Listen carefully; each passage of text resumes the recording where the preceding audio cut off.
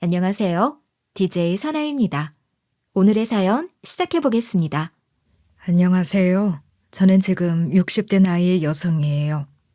고생 끝에 낙이 온다 하잖아요. 저도 그런 희망을 가지고 정말 오랜 기간 힘들었었어요. 하지만 정말 불행이 연달아 찾아오는 걸 보며 내가 전생에 무슨 죄라도 졌나 싶었죠. 주변에 힘들다 하는 사람 다양하게 만나봤지만 솔직히 저만한 사람 못 볼 정도였죠. 지금이야 많이 나아질 수가 있게 되었지만 그때까지만 해도 사는 낙이 없을 정도였답니다. 저는 정말 한평생을 고생하며 살아왔었어요. 젊은 시절에는 정말 가난한 편이었어요. 어떤 집은 잘 살았다가도 못 살게 되었다 하지만 저희는 잘 살았던 적이 한 번도 없었죠. 그 당시 특히 가난함이 두드러졌다 하는데요. 저는 제가 기억이 나는 4, 5살부터 주로 감자, 쑥 같은 걸 캐먹었던 게 기억이 나요. 지금 먹는 쌀밥은 기대도 할 수가 없었어요. 정말 배가 고프면 근처 작은 산으로 가 식물을 뜯어먹곤 했었답니다. 저만 그랬던 게 아니라 우리 가족 모두가 그렇게 살았기 때문에 군말 하나 할 수가 없었죠. 온 가족이 이렇게 살다 보니 결국 중간에 학업까지 포기하게 되었어요. 그 대신 공장에 나가 일을 하곤 했었는데요. 간간히 생활비는 될 수가 있을 정도였지만 그래도 가난한 환경에선 벗어날 수가 없었어요. 그렇게 나이만 먹어가는구나 하던 때에 중매가 들어오게 되었죠. 거절할 수가 없었던 게 가족들이 모두가 제가 결혼하길 바랬었거든요. 입이 하나라도 줄길 바라는 마음에 그런 거겠죠. 신발 가게 아줌마 말 들어보니 공무원이라 하더라. 요즘 시대에 공무원 되기가 얼마나 힘드니. 직업도 안정적이라니까 잘 생각해보거라. 그래, 여자는 자고로 시집을 잘 가는 게 성공한 인생이다. 이렇게 눈치를 주기도 하고 저도 공무원에게 시집을 가게 되면 이 지긋지긋한 가난에서 조금이라도 벗어날 수 있지 않을까 하는 마음에 이른 나이에 결혼을 하게 되었는데요. 하지만 이 당시 남편은 공무원이라는 타이틀에 이미지만 좋아 보였을 뿐 다 허울이었어요. 남들은 저에게 다 시집 잘 가서 좋겠다 이야기했지만 뒤에서는 얼마나 성격이 이기적이고 손버릇도 안 좋았었는데요. 툭하면 저에게 손을 올리곤 했었는데 자기 성격대로 되지 않으면 손부터 올리는 폭력적인 사람이었어요. 하루는 일이 끝난 후에 퇴근을 하는데 문을 부술듯이 열면서 들어오는 거예요. 왜 갑자기 저러나 싶었는데 들어오자마자 입던 와이셔츠를 확 뜯어 제 얼굴에 던지는 거 있죠. 왜 이래? 옷은 왜 던지는 거야? 몰라서 물어? 지금 나 창피 주려고 작정한 거야? 그게 무슨 말이야. 내가 그런 짓을 뭐하러 해. 소매 깃 좀 봐. 내가 하루 종일 그러고 다녔어. 알아? 내가 거기 묻은 고추장 닦아놓으라 했지? 세탁비누로 박박 닦았는데도 안 지는 걸 어떡해. 그리고 조금 얼룩이 남아있다고 내가 전에 말했었잖아. 그랬더니 그때는 알아서 한다고 옷장에 걸어놓으라며. 그때는 내가 바빠서 잘 못 봤던 거잖아. 그러면 네가 잘 책임지고 해결했어야지. 퇴근 다 하고 봤는데 회사에서 나를 얼마나 무시를 했겠어? 내가 그런 취급 받길 바래서 일부러 그런 거지? 말이 되는 소리를 해. 일부러 그런 것도 아닌데 왜 이러는 거야? 자기 기분이 안 좋거나 조금이라도 거슬리는 게 있으면 바로 저에게 화풀이를 하곤 했어요. 손을 올리는데 이 당시에는 그렇게 당하고 사는 게 그렇게까지 드문 일이 아니었거든요.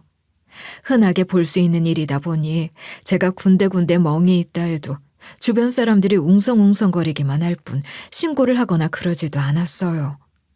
지금이야 그러면 안 된다. 경찰에 이야기라도 하지만 그때에는 오히려 경찰이 좋게 좋게 넘어가세요 하며 별일 아니란 듯이 대하곤 했었거든요. 친정에 왜 말하지 않았었냐고요? 당연히 이야기했었죠. 하지만 우리 집에선 제가 맡고 사는 것보다 이혼한 뒤 제가 혼자 남겨질 걸 더 걱정하더라고요. 엄마, 나 이렇게 당하고는 못 살아. 이러다 나 진짜 큰일 내면 어떡해. 그러지 말고 최서방이랑 잘 이야기를 해봐. 대체 무슨 일이라니 이게? 나 그냥 이혼하면 안 될까? 사람 취급도 못 받는 것 같단 말이야. 이혼이라니 큰일 날 소리를. 너네 그렇게 되면 나 고개도 못 들고 다닌다. 절대 안 돼. 이야기 잘 해봐. 이 시대의 여자들이 어떻게 살았는지는 아마 다 잘 아실 거라 생각해요.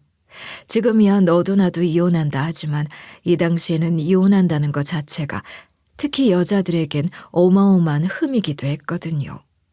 엄마는 저에게 이혼은 절대 안 된다 했고 사실 다른 가정을 보아도 이혼은 절대 안 된다 하는 분위기였기 때문에 저도 포기할 수밖에 없었어요. 그리고 무엇보다 우리 아이들이 신경 쓰이기도 했거든요. 아빠 없는 아이들로 키우면 삐뚤어진다는 소리를 귀에 못이 박히도록 들었기에 아이들을 봐서라도 그냥 살자 싶었어요. 저희 집에는 첫째 딸과 연년생으로 낳은 둘째 아들이 있었는데요. 사실 둘째 아들은 어렸을 때 사고를 당하여 일찍이 하늘나라 천사가 되었답니다. 이때도 정말 세상을 뒤집히는 줄 알았어요. 첫째는 딸이다 보니 주구장창 저랑 붙어 다니곤 했는데 둘째인 아들은 남자아이다 보니 주로 애 아빠가 보곤 했었어요. 남편은 저에게는 무척 모질게 굴곤 했었지만 그래도 아이들에게는 손을 올리거나 하지는 않았어요. 오히려 여기저기 잘 데리고 다니곤 했는데요. 그날도 딸은 저와 같이 목욕탕에 갔었고 집에는 아들과 남편만 있었어요. 근데 그 당시 집 근처에 작은 도박장이 하나 생겼었는데 그 시절엔 엄청 숨기는 분위기는 또 아니었거든요. 단속이 뜨면 그때서야 숨는 그 정도였어요. 남편이 제가 집에 없으니 아들을 데리고 거기에 갔었는데 도박에 집중을 하다 보니까 아이가 사라진 것도 몰랐던 거예요. 한창 혼자 뛰어다닐 나이인데 아빠도 딴짓하겠다. 혼자 도박장 바깥을 뛰놀다 그만 택시와 사고가 나게 되었어요. 그날 정말 얼마나 울었는지 몰라요. 내 평생 그렇게 슬픈 일은 다시는 없겠다 싶을 정도였죠. 정말 따라가야 하나 싶을 생각까지 하게 되었는데요. 제 친구가 그러더라고요. 우리 아들, 난 어떻게 하라고? 내가 어떻게 살아? 두순아, 너 지금 이럴 때 아니야. 슬픈 건 알겠지만 너한텐 네 딸도 있잖아. 걔도 아직 네 손길이 많이 필요한 나이야. 알잖아. 그 말을 들으니까 딱 띵하더라고요. 제가 정말 아들 생각만 하느라 딸이 밥은 먹었는지 오늘 유치원은 갔는지 그런 생각이 하나 안 나는 거 있죠. 그렇게 저에게는 남아있는 딸이 삶의 유일한 희망이 되었답니다. 저는 그날 이후 그대로 남편이 정신을 차릴 거라 생각했었는데요. 아주 어림도 없더라고요. 그 좋은 공무원 자리까지 그만두고 결국에는 퇴직금까지 탕진해야 한다는 게 꼴랑 그 도박이었어요. 제가 아무리 뜯어말리고 딸을 들쳐업고 도박장까지 쳐들어가도 눈 하나 깜짝하지 않았어요. 그렇게 우리 집은 파탄으로 이어질 수밖에 없었죠. 남편이 더 이상 돈도 벌어오지 않는 데다가 돈이 생기면 생기는 대로 넙죽넙죽 도박장에 갖다 바치니 생계가 위험해지게 될 수밖에 없었는데요. 이대로 내버려둘 수는 없다 생각이 되어 되는 대로 일을 하기 시작했어요. 건물 청소일부터 시작해 식당 일까지 하며 딸을 먹여 살리기 위해 정말 열심히 살았었는데요. 우리 딸 아침 먹고 나가야 해. 알겠지? 됐어. 바쁜데 밥을 언제 먹어. 나 지금 등교해야 돼. 그래도 먹고 가면 좋은데. 시간 없으면 10,000원 줄게. 이거 갖고 가서 편의점에서라도 사 먹어. 우리 딸 공부해야 하는데 굶으면 큰일 난다. 그렇게 딸이 고등학생이 되었을 때였어요. 사실 남편은 딸에게는 거의 지고 사는 편이었어요. 애지중지하며 오냐오냐 하는 날이 더 많았죠. 딸이 아무리 모진 소리를 해도 웃기만 했었거든요. 정말 딸 바보가 따로 없었죠. 딸은 그걸 알다 보니까 그래도 자기 아빠에게 반항을 하곤 했었는데요. 하루는 자꾸 남편이 도박장에 간답시고 새벽에 자주 나가곤 했었거든요. 근데 자꾸 문소리 때문에 저와 딸이 깨니까 딸이 도저히 안 되겠다 싶었는지 남편에게 뭐라 하더라고요. 아빠, 나 공부해야 하는데 자꾸 아빠가 새벽에 나가면 깨잖아. 이러면 다시 잠들기 힘들단 말이야. 공부 못하면 아빠가 책임질 거야? 아이고, 우리 딸 깼어? 미안해. 아빠가 조용히 나간다고 했는데 잘 안 됐네. 이날 결국 나가지는 않았었지만 딸이 등교한 다음에 바로 저한테 손이 올라왔었어요. 그날에는 도박장에도 가지를 못했으니 더더욱 승질이 났었겠죠. 결국 제 얼굴에 멍이 든 걸 보고 그날 이후로 딸은 남편에게 대들지도 않더라고요. 그러면 남편이 저에게 손을 안 올렸었냐고요? 전혀 아니었어요. 이게 갈수록 점점 더 이유가 단순해지고 이해가 가지 않는 날이 더 많아졌어요. 저는 하도 오랜 세월 이렇게 사니까 반항할 힘도 전혀 나지 않았었는데요. 하루는 딸이 저에게 그냥 도망가라 하는 거예요. 딸이 이제 대학 입시를 앞둔 상황이었거든요. 오늘같이 비 오는 날엔 아빠 아침에 들어오잖아. 엄마, 지금 얼른 짐 싸서 도망가. 내가 널 내버려 두고 어딜 가. 가도 너랑 같이 가야지. 아니야. 난 아빠가 꼬박꼬박 용돈을 주기도 하고 굶기지도 때리지도 않잖아. 나 이제 좀 있으면 졸업인데 여기서 마무리하고 싶어. 그리고 원하는 대학 가려면 선생님 추천서 꼭 있어야 하고. 그래도 널 어떻게 두고 가니? 괜찮아. 엄마는 이대로 살아도 돼. 엄마가 이렇게 사는 게 불편해서 그래. 학교에서 종일 엄마가 오늘은 괜찮을까 그런 생각만 하고 공부에 집중도 안 돼. 마음이 불안해서 못 살겠어. 엄마, 차라리 도망가서 사는 게 내 마음이 더 편할 것 같아. 그래도 그렇지. 내가 전부터 엄마한테 제발 나가라, 도망쳐라 그랬었잖아. 근데 오늘이 정말 날인 것 같아. 엄마, 내가 무슨 일 생기면 꼭 연락할게. 그리고 나 어차피 대학 가면 기숙사 있는 곳으로 갈 거니까 걱정 안 해도 돼. 거기 가서 아빠랑 따로 살면 되지? 그냥 엄마가 먼저 나간다 생각해, 응? 나 대학 진학에 집중할 수 있게 해줘. 끝끝내 가는 발길이 안 떨어졌었지만 딸이 일부러 모진 소리까지 해가며 나한테 도망가라 애원하는 걸 보니 제가 이렇게 사는 게 딸에게도 좋은 꼴은 아닌 것 같은 거예요. 그렇게 결국 그 새벽에 서둘러 간단한 짐만 싸서 그 집에서 나오게 되었어요. 무슨 일이 생기면 딸이 연락한다 했으니 엉엉 울면서 그날 그 집에서 나왔었답니다. 그 시절엔 핸드폰도 잘 되어 있던 때가 아니었기 때문에 딸하고도 연락하기가 참 어려웠었는데요. 그때에는 지금처럼 연락이 막 잘 되는 그런 시기가 아니었거든요. 대신 삐삐가 있었어요. 남편은 전자기기 같은 건 잘 다룰 줄 몰랐기 때문에 딸에게 제가 연락하는 것도 아예 몰랐었어요. 저는 그때 집을 나온 이후에 남편이 저를 절대 찾지 못하게 정말 생전 들어본 적도 없는 지방으로 내려갔었어요. 제가 급하게 머물 곳을 찾았는데 너무 다행스럽게도 그 지역 식당 사장님이 거기 쪽방에서 숙식을 하며 식당 일을 도우라 하셨거든요. 그때 엄청 꾀죄죄했는데다 제가 온갖 가게는 다 돌아다니면서 혹시 일 구할 수 있겠느냐 물어보고 다녔었거든요. 그 전에 공터 화장실에 가서 꼬박꼬박 졸곤 했었어요. 돈이란 돈은 그때 딸에게 다 주며 엄마는 괜찮다고 하며 정말 딱 10만 원 정도만 들고 나왔었거든요.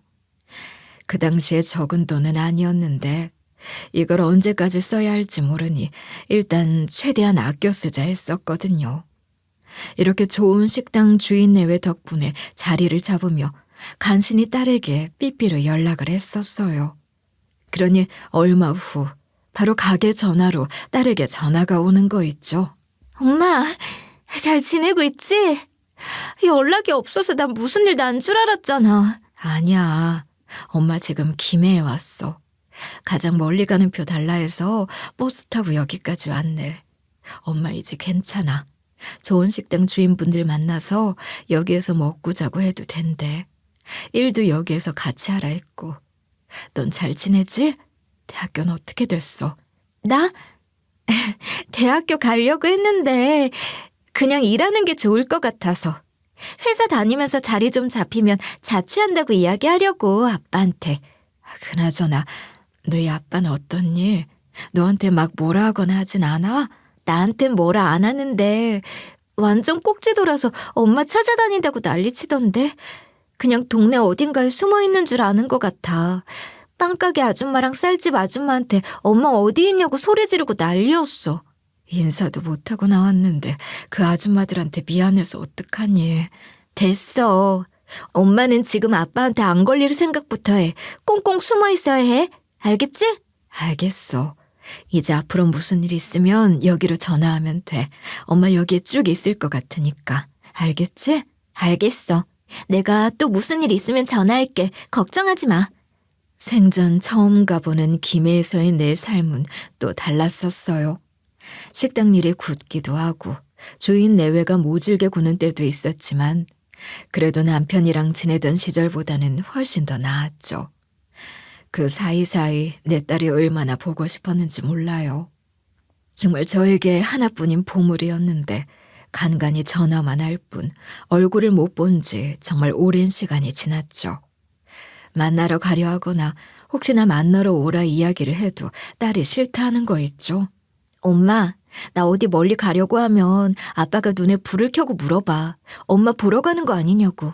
엄마 잡기만 하면 저 세상 보내버릴 거라는 식으로 이야기한단 말이야. 나 진짜 무서워. 아니야, 괜찮아. 엄마가 곤란한 부탁을 했지? 네가 건강하기만 하면 돼, 엄만. 대신 자주 전화해. 알겠지? 딸이 싫다 하는데 도망친 신세인 제가 어떻게 보자 이야기를 하겠어요. 얼굴은 못 보고 살았지만 그래도 항상 전화를 해왔기 때문에 그래도 딸이 건강하다는 거 하나쯤은 알 수가 있었던 거에 만족하기로 했답니다. 사실 집에서 도망쳐 나온 후에 친정에 가면 어떨까 생각도 했었지만 딸이 정말 벗어나고 싶거든 시댁에도 친정에도 절대 연락도 하지 말라 했었거든요. 친정 식구들이 보고 싶기도 했지만 그래도 꾹 참았어요. 딸이 그러는데 몇 번을 제 친정에 찾아가 저를 내놓으라 그랬다는 거예요. 엄마 아빠는 모르는 일이다. 알면 바로 알려주겠다 하는데 딸이 보기에는 정말 외할머니 외할아버지가 엄마가 어디 있는지 알면 아빠에게 알려줄 것 같았대요. 친정에도 연락도 하지 못한 채 생판 모르는 지역에서 그렇게 정말 거짓말처럼 10년이라는 시간이 지나게 되었어요. 딸이 가장 예쁠 때를 못 본다는 게 참 섭섭하기도 했었는데요. 이 시기에는 딸도 핸드폰이 생기고 저도 핸드폰이라는 게 생겨 간간히 사진을 보내기도 했었답니다. 그렇게 사진에 있는 우리 딸이 자라는 얼굴만을 보며 삶의 희망을 놓지 않으며 지낼 때였어요.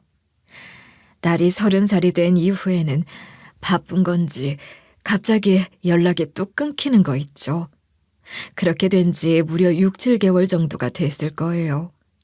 딸이 이전에 아빠가 볼 수 있으니 절대 전화하지 말라 했었는데 혹시 몰라 공중전화로 전화도 해보고 했었는데 하나도 받질 않는 거예요. 이상하다 싶어 전전긍긍하며 지냈었어요. 평상시에도 딸과 만남을 가지고 살았었다면 딸을 찾아가기라도 했었을 텐데 근 10년 동안 만난 적이 없었으니 사실 방법이 없었어요. 근데 이렇게까지 연락이 안 되니까 미치겠는 거예요. 이전에 남편에게 맞았던 트라우마가 아직까지 남아있다 보니 혹시나 우리 딸아이가 그런 일을 겪게 되었을까 노심초사였죠. 사실 저희 딸은 절 안심시키기 위해 말만 그렇게 했던 거지 30살이 되도록 그 집에서 남편이랑 살고 있는 중이었거든요. 중간중간 기숙사를 간다든지 자취를 한다든지 했었지만 말만 그렇게 할 뿐 전혀 정말 혼자 살고 그런 적이 없었어요. 아무래도 자기 아빠 혼자 있는 게 신경이 쓰였던 게 아닐까 해요. 원래도 정말 마음이 착한 아이였거든요. 그런 제 딸이 연락이 이렇게까지 안 되는 건 정말 무언가 문제가 있다 생각을 하게 되어 용기를 내어 아니 어떻게 보면 용기보다는 죽을 각오를 하고 변장까지 해가며 딸과 남편이 살던 집으로 가 염탐을 했어요. 그 집은 세월이 지나도 어쩜 일이 똑같을까 싶어 제 끔찍했던 기억을 다시 떠오르게 했는데요. 끔찍해. 여기는 어떻게 바뀐 게 하나 없을까? 스카프로 머리를 둘러매고 마스크까지 끼고 그 근처를 서성거렸어요. 기다리다 보면 우리 딸이 오지 않을까 하는 기대도 했었고 안 보이는 창문을 힐끔거리기도 했었죠. 하지만 인기척 하나 나지 않는 거예요. 조금만 기다려보면 되겠지 했었는데 저희 집이 작은 연립빌라 3층이었거든요. 그때 제가 혹시나 남편이 저를 보게 될까 두려워 정말 말 그대로 건물 주변을 서성거렸거든요. 근데 그걸 보고 누가 이상하다 생각을 했었나 봐요. 저를 덥석 잡아 깜짝 놀랐어요. 저 이상한 사람 아니에요. 그냥 여기 근처 아는 사람이 있어서. 이 여자야, 당신 맞지? 수아 엄마. 저를 덥석 잡은 사람은 다른 사람이 아니라 바로 남편이었어요. 제가 그때 얼마나 소스라치게 놀랐는지 몰라요. 10년 만에 본 남편은 정말 많이 늙어 있었지만 그래도 그에게 맞았던 기억이 있어 그런지 몰라도 정말 무서운 거예요. 남편이 나를 죽사발로 만들어버리진 않을까 덜덜 떨고 있었는데 절 보자마자 갑자기 오열을 하는 거 있죠. 엉엉 울면서 왜 이제 왔냐고 하는 거예요. 그리고 그 다음에 남편 입에서 나온 말 때문에 저는 그 자리에서 쓰러질 뻔했어요.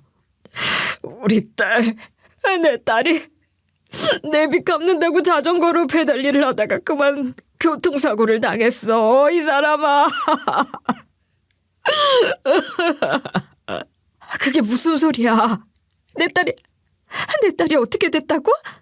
그러니까 사고 직후에 바로 병원으로 이송까지 되었지만 남편이 수중에 돈이 없어 병원비를 낼 수가 없었다 하는 거예요.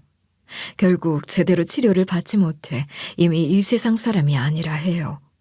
그 말을 듣자마자 저는 미치는 줄 알았어요. 내 딸이 이 세상 사람이 아니라뇨. 경악을 하고 난리를 쳤어요. 그걸 어떻게 나한테 말도 안 해줄 수가 있어. 이 여편네야, 당신이랑 연락이 돼야 내가 연락을 하지. 딸내미랑 연락하는 줄도 몰랐구만, 이 인간아. 넌 아직도 이렇게 살아가지고 내 딸 일하게 만들고 병원비도 안 내줬어? 시댁에서 뭐하고? 진작에 돈 때문에 싸우고 영 끊은 지가 언젠데 거기다 말해. 그럼 우리 친정도 있었잖아. 도박하는 친구들한테 빌리든가. 내 딸 어떻게 할 거야? 이게 내 탓이야? 딸 버리고 간 네 탓이지. 세상 어떤 엄마가 애를 버리고 가. 너 때문에 저렇게 된 거잖아. 생활비라도 보내주든지 아니면 데리고 갔었어야지. 지금 이게 그러면 내 탓이라는 거야? 네 빚 갚다가 간 애를? 네가 방치했으니까 너도 어느 정도 책임이 있다는 거지. 난 양육을 했잖아 여태까지. 넌 한 게 도대체 뭐야? 정말 입이 10개라도 할 말이 없는 거예요. 틀린 말은 아니란 생각을 했으니 말이에요. 말 맞다나 내가 그 집에서 나올 때 내 딸이 싫다 해도 데리고 나왔어야만 했는데 이게 다 내 탓이구나 싶어 마음이 아파오기 시작했어요. 근데 딸이 더 이상 이 세상에 없다 생각을 하니 정말 감당이 안 되는 거예요. 남편하고 더 이상 말씨름할 마음도 들지를 않았고요. 그냥 마지막으로 내 딸을 한 번 더 보고 싶다 이런 생각만 하게 됐었어요. 그럼 우리 딸 지금 어딨어? 납골당에 있든지 어디에 뿌렸든지 어디에 있을 거 아니야. 그럴 돈이 어딨어. 그렇게 만드는 것도 다 돈이야. 알아? 그냥 아는 선산에다가 묻었어. 그럼 그 선산이 어딨는데? 내가 내 딸은 보러 가야 할 거 아니야. 여기 주소. 우리 집에서 애 죽었다니까 조상님들 묻힌 묘지는 알려주더라. 거기다 묻었어. 그렇게 낚아채듯 주소가 적힌 종이를 가지고 뒤도 안 돌아보고 택시를 탔어요. 정말 엉엉 오열을 하면서 선산까지 가니까 택시 기사님이 엄청 위로를 해주시더라고요. 그럼에도 눈물이 그치질 않았는데 적어준 주소대로 왔는데도 생판 모르는 곳인 거예요. 제가 예전에 남편 벌초하러 간다 했을 때 따라갔었는데 그때 본 풍경이 아니라는 걸 단박에 알 수가 있었죠. 남편을 만났을 때 주소를 물어보며 남편 번호까지 아래에 적어달라 했거든요. 제가 여태까지 딸 예쁜 옷 입히겠다고 모은 돈으로 납골당이라도 옮겨주기 위해서인데 그렇게 하려면 남편하고도 이야기를 해야 하니까 말이에요. 근데 택시에서 내린 곳이 이상한 것 같다 전화를 하니 자꾸 다른 말을 하는 거예요. 우리 조상님 묘가 거기가 아닌가. 내 기억으로는 거기였던 것 같은데. 똑바로 얘기해. 우리 딸이 묻힌 곳인데 그걸 가물가물하는 아빠가 세상에 어디 있어? 내가 모를 수도 있지. 나이가 들었으니 당연한 거 아니야? 넌 아무것도 안 해놓고 왜 적반하장이야? 빨리 우리 딸 어디 있는지나 말해. 다시 찾아보게 끊어봐. 그러고 나서도 1시간이 넘게 전화가 안 왔었는데 다시 거니까 안 받는 거예요. 자꾸 수신 거절을 하더니 나중에는 아예 차단을 해놨더라고요. 너무 어이가 없는 거 있죠. 다시 그 집으로 찾아가니까 창문에 불이 켜져 있는 게 뻔히 보이는데도 문도 안 열어주고 모르쇠 하길래 답답해서 미치는 줄 알았어요. 그러다 우연하게 우편함을 보니 시어머니 이름으로 등기가 와 있는 거예요. 거기 보면 주소가 있잖아요. 전화할 생각도 안 하고 거기로 대뜸 찾아갔어요. 이사를 한 건지 잘 모르는 동네였는데 가니까 익숙한 시어머니와 시누이 얼굴이 보이길래 냉큼 붙잡았어요. 어떻게 이럴 수 있냐 하시는데 하나 남은 유일한 내 딸이 어디로 갔는지도 모르니까 그런 걸 신경 쓸 새가 아니었죠. 내 딸 묻은 선산 알려줘요. 내 딸 어딨냐고. 어머머, 이게 뭐야? 너 내 동생 버리고 도망가더니 갑자기 웬 딸 타령이야? 이 악마 같은 년, 자식도 버린 매정한 년이 여기를 어디라고 찾아와? 시누이와 시어머니는 저를 길바닥에 내동댕이를 치셨어요. 그리고는 시어머니는 시누이에게 가서 소금 가져와라 이야기하시더니 그걸 저에게 들이붓듯이 던지는 거예요. 썩거지하면서 말이에요. 제가 다 잘못했어요. 제발 우리 딸 묻혀있는 산산 주소 좀 알려주세요. 우리 딸 좀 보고 싶어요. 여태까지 버리고 살았으면서 보고 싶긴.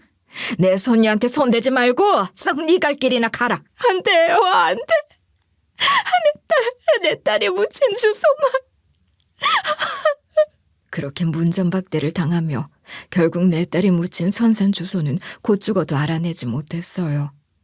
그 이후 다시 김해로 내려가 살았었는데 그때부터는 일도 제대로 손에 안 잡히고 틈만 나면 눈물부터 나는 거예요.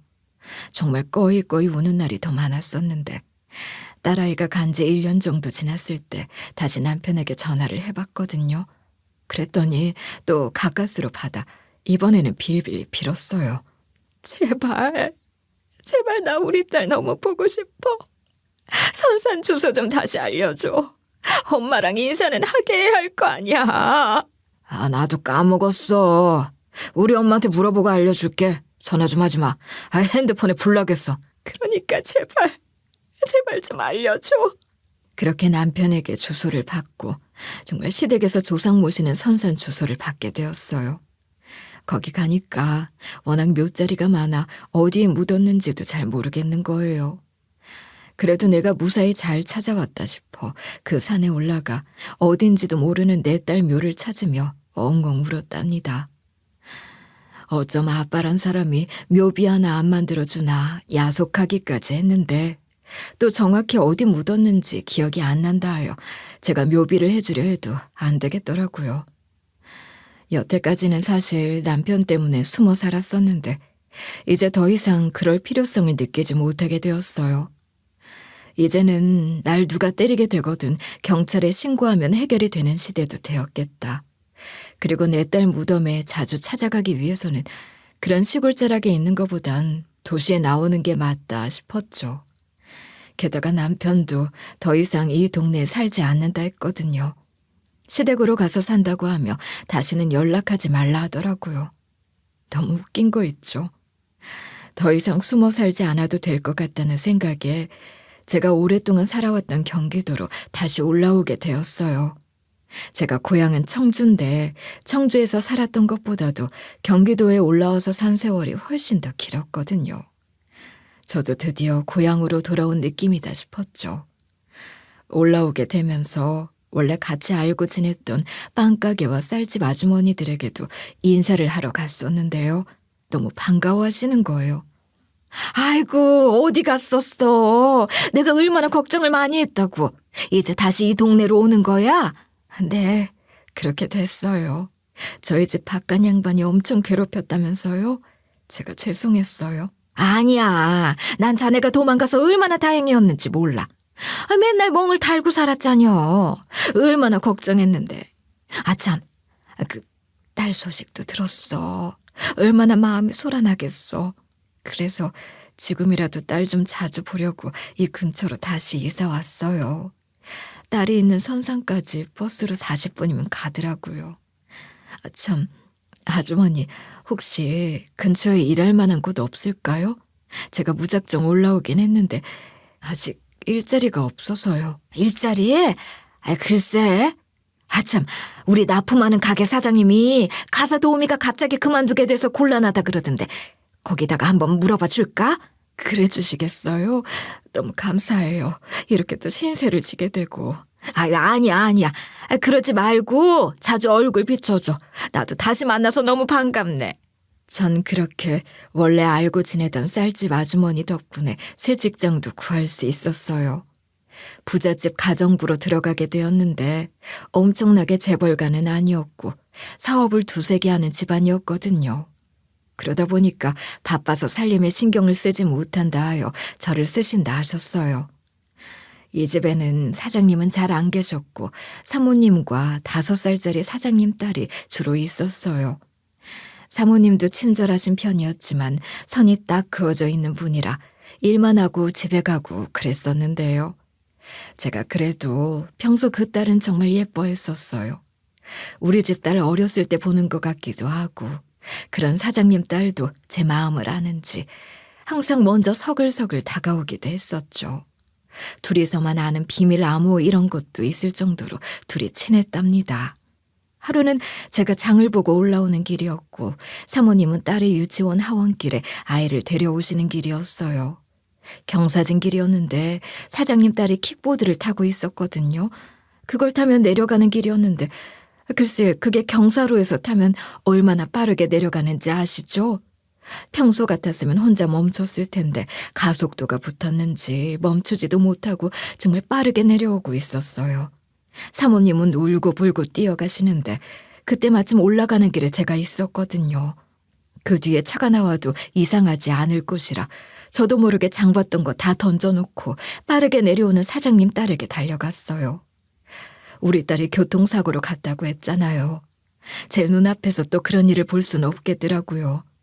그렇게 온몸으로 막아 사장님 딸을 막아냈지만 저는 아주 만신창이가 되었답니다. 병원 신세를 피할 수가 없었는데요. 그래도 사장님 딸은 단순 타박상으로 끝나 참 다행이다 싶은 거 있죠. 무엇보다 사장님 부부 두 분이 너무나 고마워하셨어요. 아주머니 아니었으면 정말 우리 딸은 큰일 났을 겁니다. 병원비는 걱정하지 마세요. 제가 다 지불하겠습니다. 아주머니 정말 감사해요. 정말로 어떻게 말씀을 드려야 할지. 아이고, 따님 안 다치셨으면 다행이에요. 그날 이후 저와 사장님 내외는 더 돈독해지게 되었어요. 특히 사모님이 그 자리에서 제가 몸을 던져 딸을 구하는 걸 봐서 그런지 더더욱 잘해주셨어요.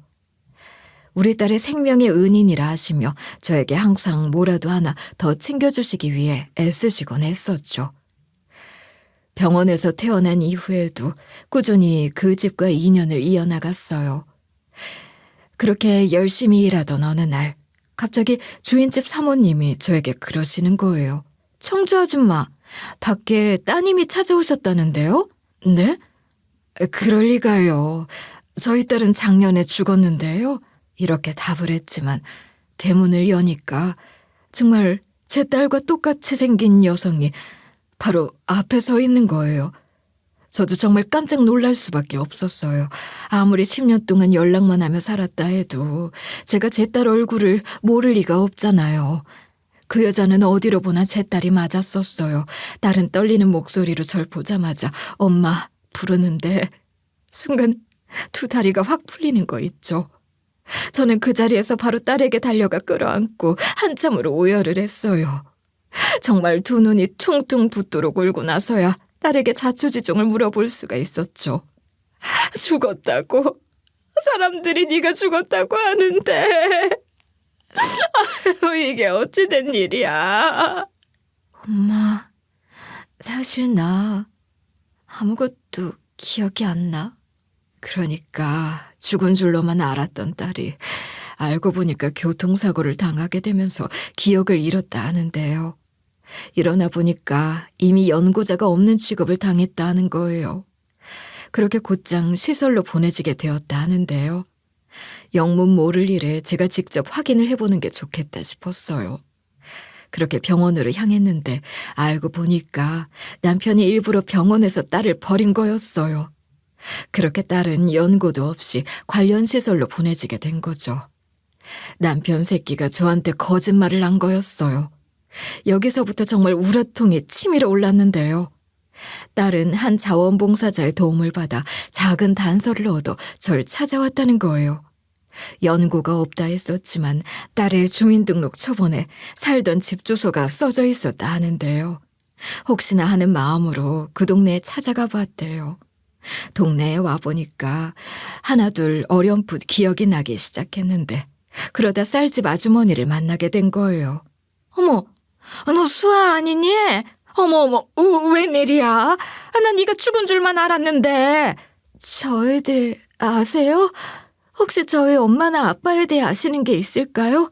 너희 아빠는 이사가 버렸고 너희 엄마는 어디 사는지는 몰라도 어디서 일하는지는 내 안다. 거기 주소 알려줄게. 한번 가봐라. 아유, 웬일이니? 죽은 줄 알았는데. 감사합니다. 한번 가볼게요. 기억이 더듬더듬 나는 와중에 절 보자마자 잃었던 기억을 다시 되찾을 수가 있었다 해요. 큰 충격을 받으면 종종 다시 기억이 돌아오는 경우도 있다 하는데 그런 케이스였던 거죠. 기억을 되찾은 뒤 제 딸이 가장 처음으로 했던 건 바로 남편을 고발한 거였어요. 사정을 들은 사모님이 절대 이런 일은 내버려 두어서는 안 된다 하시며 주변 인맥을 통해 저희를 도와주셨어요. 이런 부분을 잘 아시는 변호사님과 함께할 수가 있었답니다. 남편이 여태까지 저질렀던 짓을 하나하나 파헤치며 증거를 수집하기 시작했어요. 그 사이 충격적인 사실이 두 가지 밝혀졌는데요. 첫 번째로는 보험사에선 저희 딸의 보험비를 이미 지급했다는 거예요. 중상이기 때문에 상당한 금액을 받을 수 있었는데 심지어 딸 과실이 크지 않았다 하는데요. 그러다 보니 적지 않게 보험금을 받아갔다 하는데 수령자가 바로 저희 남편이었어요. 보험 관리자와 나눈 대화 역시 녹음이 되어 있었기에 증거로 가져올 수도 있었고 또 수령자 사진과 금액까지 촬영을 했어요. 어쩜 이리 큰 금액을 꿀꺽하고도 조용했나 싶어 너무 괘씸한 거예요. 게다가 이뿐 아니라 병원에 가서 혹시나 내 딸을 기억하냐 물어보니 기억이 난다 하는 거예요. 병원 응급실에 제 딸이 실려왔는데 남편이 그 모습을 보고 나는 돈이 없다는 식으로 나왔다는 거예요. 제가 아직도 기억이 나요. 돈이 없는데 얘를 어떻게 치료를 하냐 하면서 보험 없으시냐 가해자와 이야기 좀 해봐라 했는데도 난 돈 없어 몰라 하시면서 모르는 일이라고 그러셨거든요. 그때 증거 영상 같은 거 어디 없을까요? CCTV라도. 병원 CCTV가 음성도 다 녹음이 되기는 하는데 경찰분이 오셔야 할 거예요. 어떡하죠? 그때 환자분 인계할 때 사인을 따로 안 하셔서요. 그런 건 어떻게 안 될까요? 병원비 같은 게 지불이 아직 안 돼서. 그렇게 제가 남아있는 돈을 지불을 했는데 이게 알고 보니 방임죄에 해당이 된다 하더군요. 그렇게 차근차근 증거를 모으다 알게 된 사실인데 알고 보니 아직까지도 여기저기 노름판을 돌아다니면서 돈놀이를 하고 있다 하더라고요. 그래서 바로 고소장을 접수하게 되었어요. 법정에선 딸이 내세운 증언이 결정적인 역할을 해주었어요. 딸은 담담하게 남편이 평소 했던 악행 등을 폭로하며 자신이 현재까지 어떠한 삶을 살아왔는지도 진술을 했죠. 제 이야기도 당연히 나올 수밖에 없었고요. 저희 아빠는 평소에도 도박을 일삼아오셨어요. 그러다 제가 교통사고를 당하기 얼마 전에도 빚이 감당이 안 되어 집에 차압딱지가 붙었었고요. 제가 그걸 견디다 못해 빚을 대신 갚아드리기 위해 일을 나간 것입니다. 제가 도박을 한 이유는 나쁜 의도가 있어 그런 게 아니라 그냥 생계가 어려우니 집안을 일으키기 위해 어거지로 한 거나 다름이 없습니다. 사실은 저도 하기 싫었습니다. 아닙니다. 게다가 교통사고를 당한 저를 병원에 그대로 내팽개쳐 놨습니다. 결국 저는 제대로 된 치료를 받지 못한 채로 무연고자 시설로 보내지게 되었습니다. 그건 돈이 없어서. 아니, 나라고 딸을 안 살리고 싶었겠습니까? 싫어서 그런 게 아니라 그저 돈이 없다 보니까 나라에서 이런 데 돈을 대줘야 하는 거 아닙니까? 제가 세금도 많이 내는데. 그게 병원비를 안 내고 싶어서 그런 게 아니라. 무엇보다 아빠 때문에 불행한 유년 시절과 학창 시절을 보낼 수밖에 없었습니다. 도박을 일삼으셨으며 저희 엄마에게 손을 올리셨던 걸 제 두 눈으로 똑똑히 봤습니다. 하지만 저는 딸에게는 손대지 않았습니다. 그리고 부부가 살다 보면 싸우기도 하고 그런 거 아니겠습니까? 그런 거 가지고 불행한 어린 시절이라니. 딸이 고생하는 모습을 보니 방청석에 앉아있던 전 눈물이 그치질 않았었어요.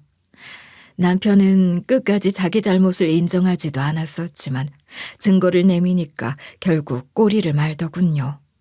남편은 죄가 하나가 아니라는 점, 죄질이 안 좋다는 점 등을 이유로 징역형을 받게 되었어요. 악행이 알려지게 되며 결국 옥에선 자신의 죄를 반성하며 산다 편지가 오기도 했었는데요. 저도 딸도 심지어 시댁 식구들까지 면회조차 가지 않는 쓸쓸하고 외로운 삶을 살게 되었답니다. 그토록 돈놀이를 좋아하면 뭐하나요?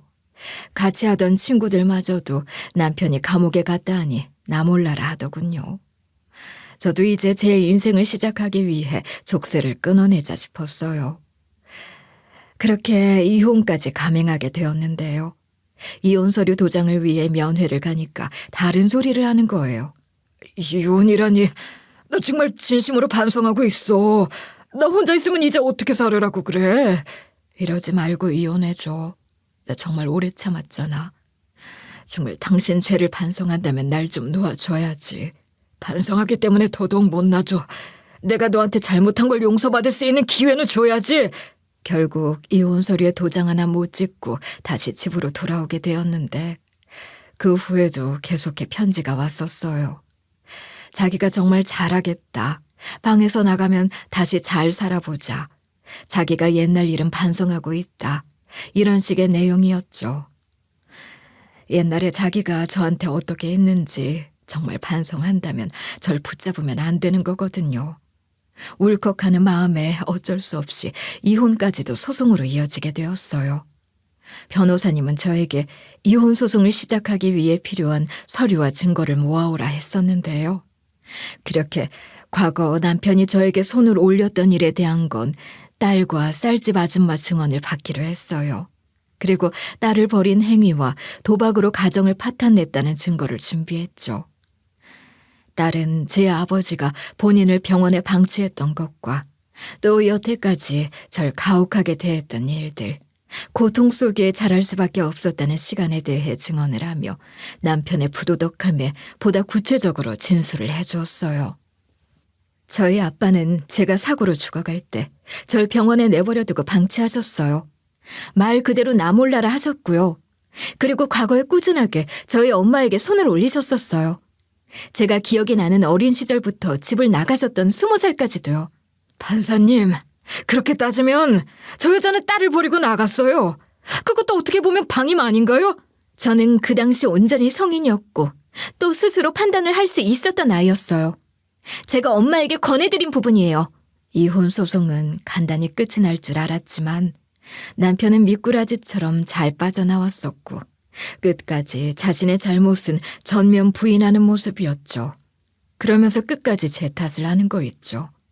감옥에서 반성 좀 한 줄 알았더니 그냥 이혼해주지 않으려고 그런 척 한 거구나 싶은 거예요. 저희 옆엔 내가 먼저 가족을 버리고 도망갔습니다.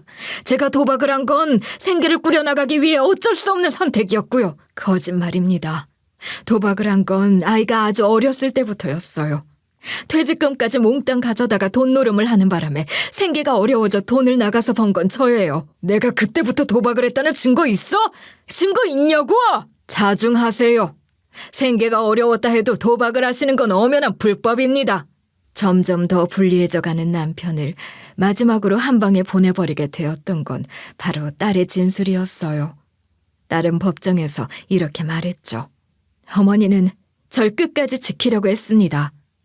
아버지가 난폭을 일삼고 절 병원에 방치했을 때도 어머니는 어디선가 절 걱정하며 눈물을 흘리셨을 겁니다. 아버지는 끝까지 자기 자신만 생각하는 사람이었습니다. 결국 명백한 증거와 더불어 딸의 결정적인 증언 덕분에 남편은 패소하고 말았어요. 그렇게 전 드디어 몇십 년 동안 날 괴롭히던 남편의 족쇄에서 벗어나게 될 수가 있게 되었답니다. 그렇게 전 이혼에 성공하게 되었고, 그렇게 내 인생을 다시 시작하게 될 수가 있었어요.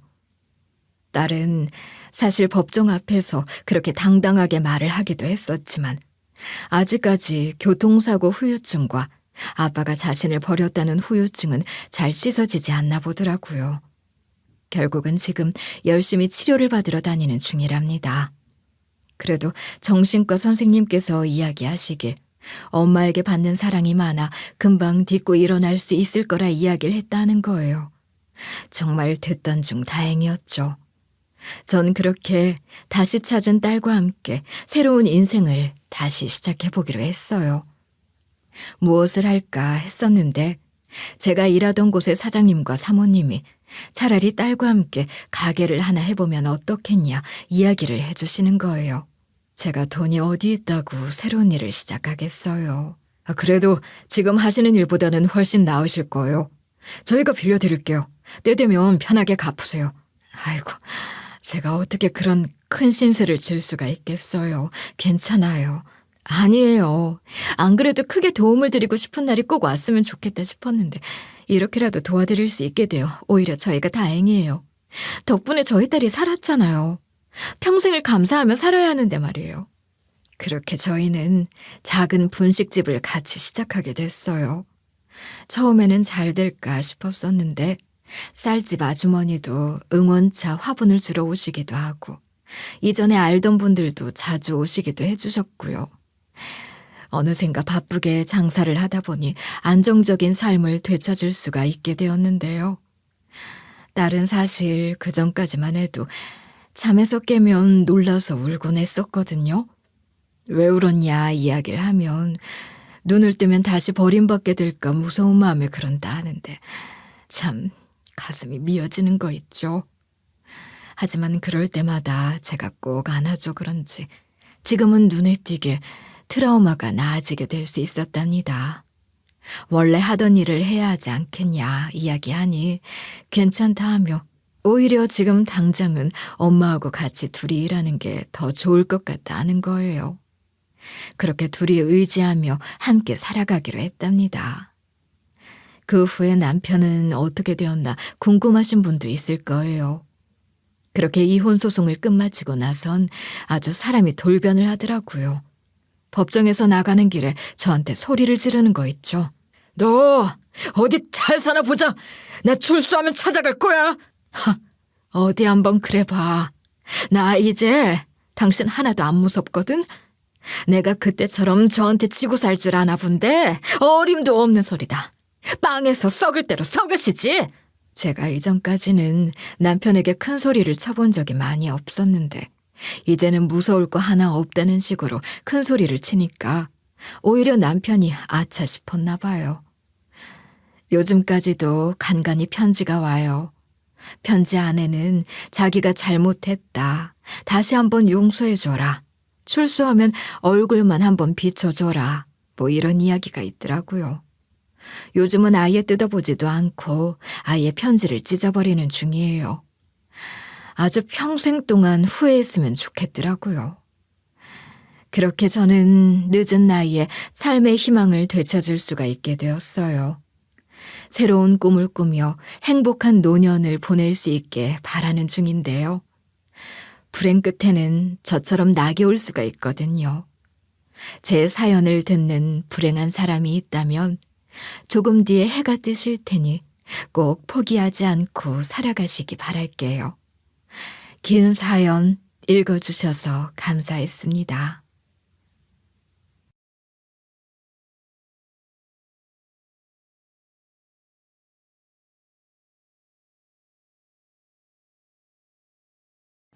안녕하세요. DJ 현희입니다.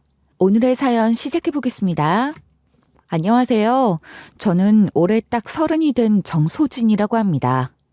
절대 풍족했다고 할 수는 없지만 그래도 저는 많은 것을 받고 누리며 자랐다고 생각해요. 저보다 힘들고 어려운 환경에서 자란 사람들이 훨씬 많을 테니 저는 이 정도 누리며 자란 것도 큰 선물이라고 믿고 생각하며 감사하는 마음으로 살았어요. 그런데 제 삶이 누군가의 희생이 포함된 선물이었다는 것을 늦게야 알게 된 거예요. 너덜너덜해졌을지도 모를 제 삶을 촘촘하게 키워준 사람, 가늠할 수 없는 그 사랑의 크기를 깨닫게 됐던 날, 저는 주체할 수 없는 벅찬 감정에 빠졌고 태어나 처음으로 목 놓아 우는 경험을 했습니다. 오늘 제가 이렇게 제 이야기를 시작한 것은 바로 그 얘기를 하고 싶어서예요.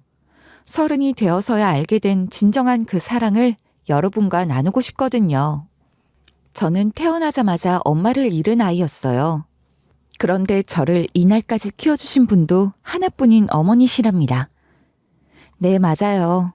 저는 홀어머니 아래 자랐는데요. 저를 낳아주신 친엄마가 아닌 새엄마 밑에서 자랐거든요.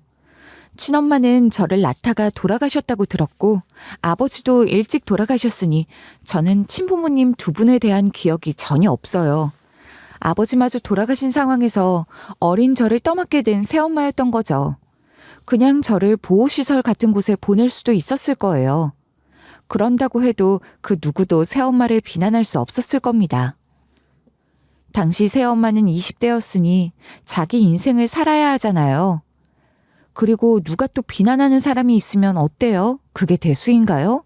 남들이 뭐라 하는 게 무슨 소용이 있겠어요. 자기 인생이 제일 중요한 거죠. 안 그런가요? 그런데도 새엄마는 저를 버리지 않고 끝까지 책임지고 키워주신 분이세요.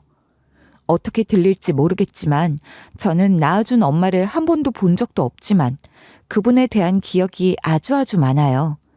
그 기억들은 모두 새엄마가 들려준 이야기들 덕분에 만들어진 기억이죠.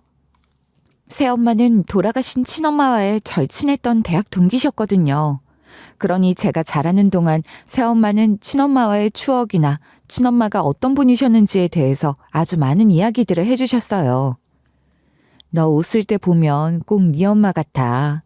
웃을 때 입꼬리가 이렇게 예쁘게 올라가는 건 말이야. 너희 엄마는 왼쪽에 살짝 보조개가 들어갔었는데 그게 얼마나 예뻤는지 알아? 그랬구나. 나를 낳아주신 엄마는 보조개가 있었구나. 나는 보조개는 없잖아. 여기 이 사진을 좀 봐.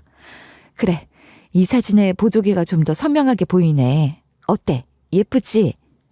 정말이네? 이 사진 처음 보는 것도 아닌데 보조개가 있는 건 오늘 알았어. 근데 아무리 봐도 난 엄마를 별로 안 닮은 것 같아. 아니야, 사진으로 봐서 그럴 거야. 웃을 때 보면 인매나 분위기가 정말 너무 닮았어. 그래? 난 잘 모르겠던데. 난 아빠를 닮은 거 아니야? 근데 아빠 사진은 왜 한 장도 없어? 말했잖아. 컴퓨터 하드를 다 날려서 저장되어 있던 사진까지 다 날려버렸지 뭐야. 그나마 네 엄마 사진은 이렇게 인화해 놓은 것들이 있어서 남아있는 거지. 아무리 그래도 어떻게 한 장도 없을 수가 있어? 결혼식 사진이나 뭐 그런 거 액자로 만들어둔 것도 없어? 결혼식도 제대로 못 올렸으니까 그런 게 있을 리가 없지. 엄마 사진 더 볼래?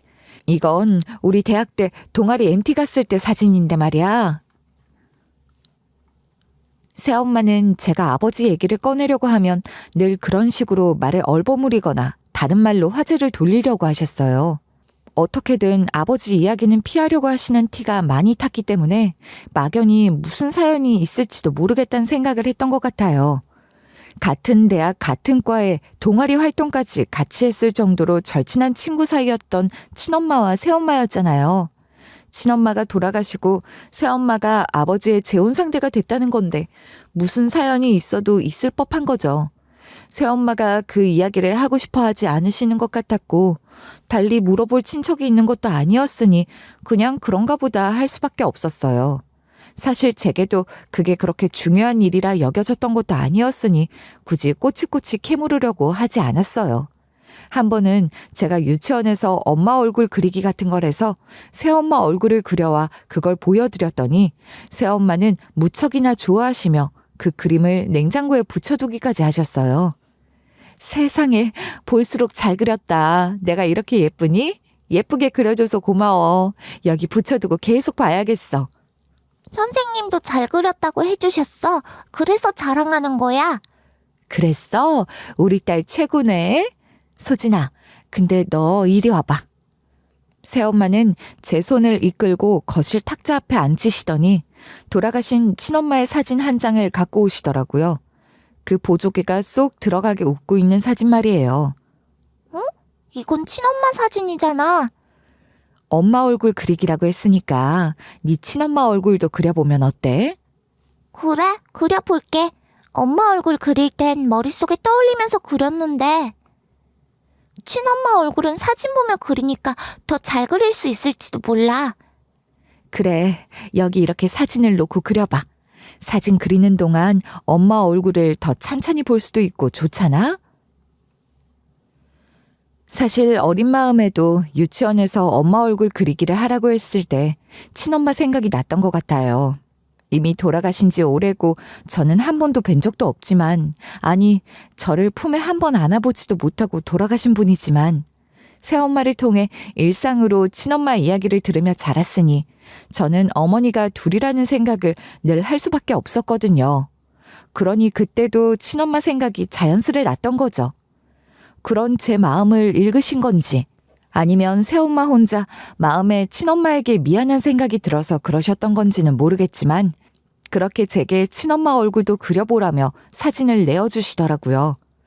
유치원 다니던 시절이었으니 제가 뭘 알았겠어요. 그렇지만 그 어린 마음에도 새엄마의 그런 모습이 참 따뜻하게 느껴졌던 기억이 있답니다. 공기에서 차가운 기운이 느껴지기 시작하면 저는 지금도 코코아 냄새가 제일 먼저 생각나요. 겨울이면 새엄마가 코코아를 정말 자주 타주셨거든요. 학원 마치고 집에 들어가면 제가 들어오는 시간에 맞춰 코코아를 따뜻하게 만들어서 겉옷도 벗지 않은 제게 내놓아 주시곤 하셨어요. 자, 여기 네가 좋아하는 따뜻한 코코아. 오늘 진짜 춥지? 목도리를 더 꽁꽁 매고 오지 그랬어. 볼 빨개진 거 좀 봐. 학교에서 나올 때 그랬어야 하는데 주머니에서 손 빼기가 싫어서 목도리 다시 묶을 정신이 있어야지 뭐. 아, 코코아 냄새 진짜 좋다. 추울 때 마시면 더 맛있지? 불어서 마셔. 아직 뜨거우니까. 저는 겉옷을 그대로 입은 채 식탁에 앉아 머그컵을 두 손으로 감싸쥐었고 그 안에서 피어오르는 달콤한 냄새부터 한껏 즐겼죠. 새엄마가 타주시는 코코아는 시판 코코아 믹스를 그냥 우유나 물에 탄 게 아니었어요. 확실히 더 진하고 깊은 맛이 났거든요. 근데 이거 파는 거 아니지? 엄마가 직접 만드는 거야? 그걸 이제야 물어보는 거야? 이래봬도 엄청 정성 들어간 거야. 초코 파우더만 넣은 게 아니라 다크 초콜릿 다진 것도 넣고 오렌지 껍질도 넣고. 우와, 엄청 고급 코코아였네? 모르고 마셔서 미안. 더 감사하게 잘 마실게요. 사실 이거 네 엄마 레시피야. 네 엄마가 이렇게 만들어서 마시는 걸 좋아했거든. 난 맨날 얻어마시기만 했는데 어깨너머로 본 게 있으니 그대로 만들어봤는데 맛있더라고. 정말? 그렇구나. 친엄마의 코코아였네. 엄마랑 친엄마는 공유하는 추억이 정말 많은 것 같아. 그럼 괜히 절친이라고 하겠어? 새엄마는 친엄마의 존재를 지우려 하지 않으셨고 도리어 그런 식으로 일부러 더 자주, 더 많이 드러내려고 하셨던 것 같아요. 친엄마의 자리를 대신하는 게 아니라 친엄마 몫의 자리를 늘 만들어주려고 하셨죠. 저는 태어나면서 엄마를 잃었지만 그 덕분에 두 사람의 엄마를 늘 곁에 두고 자란 거예요. 배 아파 저를 낳아주셨지만 품에 한번 안겨보지도 못한 엄마와 피 한 방울 섞이지 않았지만 저를 위해 모든 것을 내어준 엄마. 그렇게 두 사람의 엄마의 사랑을 받으며 자란 겁니다. 새엄마는 친엄마가 저를 가졌을 때 얼마나 저를 아끼고 위해 주셨는지, 저를 사랑하는 마음이 얼마나 대단했는지에 대해서도 항상 얘기해 주셨어요. 제가 두 사람의 엄마의 사랑을 받을 수 있었던 건 새엄마가 저와 제 친엄마 두 사람 모두를 무척이나 사랑했기 때문일 겁니다. 친엄마의 기일뿐만 아니라 생일도 꼬박꼬박 챙기셨고 그래서 전 아주 어렸을 때부터 새엄마 손잡고 친엄마 생일이나 기일에 친엄마 납골당에 가곤 했어요. 친엄마는 돌아가신 분이었지만 늘 제 주변에 있는 분이었어요. 그 덕분에 아버지 없이 홀어머니 밑에 자랐지만 저는 외롭지 않은 어린 시절을 보낼 수 있었습니다. 새엄마는 미취학 아동이나 초등학생들을 상대로 하는 학습지 방문교사 일을 하며 저를 키우셨어요. 빨간 보온 텀블러 하나와 묵직한 가방 하나는 엄마의 분신과도 같이 매일 엄마와 함께 출근하고 퇴근해서 돌아오는 것들이었죠. 그 일이 결코 녹록지 않았음을 저도 대충은 알아요. 하루 종일 밖에 있어야 하니 식사 시간도 불규칙했을 테고, 그러니 이동하는 차 안에서 편의점에서 산 음식 같은 걸로 끼니를 때우시는 것 같더라고요. 새엄마는 그 일을 하기 위해 오래된 경차 하나를 헐값에 샀는데 제가 가끔 그 차를 타면 꼭 편의점 비닐봉지에 우유나 빵봉지, 삼각김밥 껍데기 같은 게 보였거든요. 엄마, 또 편의점에서 이런 거 사 먹었어? 그래도 식당에 들어가서 제대로 된 밥을 먹지. 나더러는 맨날 잘 챙겨 먹어야 한다고 하면서 엄만 왜 이런 것만 먹어? 차에서 먹는 게 편해서 그래. 그게 훨씬 시간 여유도 있고 내가 좋아서 그러는 거야. 요즘 편의점 음식이 얼마나 잘 나오는데 그래. 그래봐야 편의점 음식이지 뭐. 아휴. 제가 뭐라고 하면 새엄마는 편의점 비닐봉지를 황급히 감추며 아무렇지 않다는 듯 웃곤 하셨지만 제 마음은 짠했어요. 그렇게 밥도 제대로 못 먹고 고생하며 일하는 새엄마였지만 결코 넉넉한 형편이라고 할 수는 없었죠. 보장된 월급을 받는 게 아니라 수업 건수에 따라 수당을 받는 것이니 몸이 고된 것에 대해 정신적인 스트레스도 적지 않았을 거예요. 어떤 날은 현관에서 30분을 기다리고도 수업을 못하고 허탕을 친 날도 있었는데 그렇게 기다린 시간은 고스란히 무급 노동이 되고 마는 겁니다. 참 불합리하고 치사하죠. 그렇지만 싫은 소리도 못하고 그저 괜찮아요 어머니 그런 말만 하는 새엄마를 여러 번 봤어요.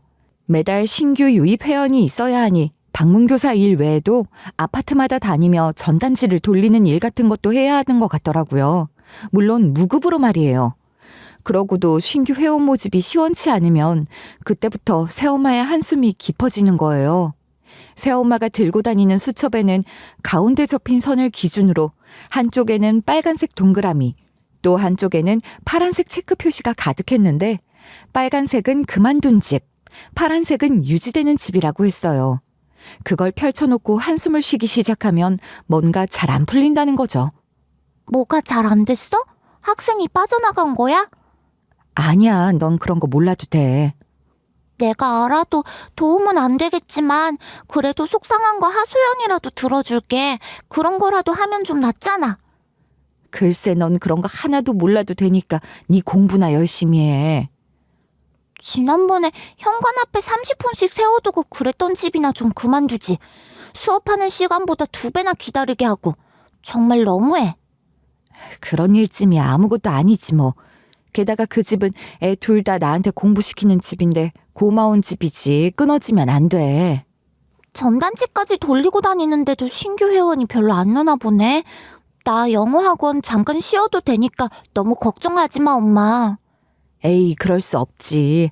우리 딸이 똑똑해서 학원 같은 거 안 다녀도 혼자서 잘하지만 그래도 학원 다니면 그만큼 효율적인 거잖아. 시간 아껴 써야지. 너야말로 걱정하지 말라니까 그러네.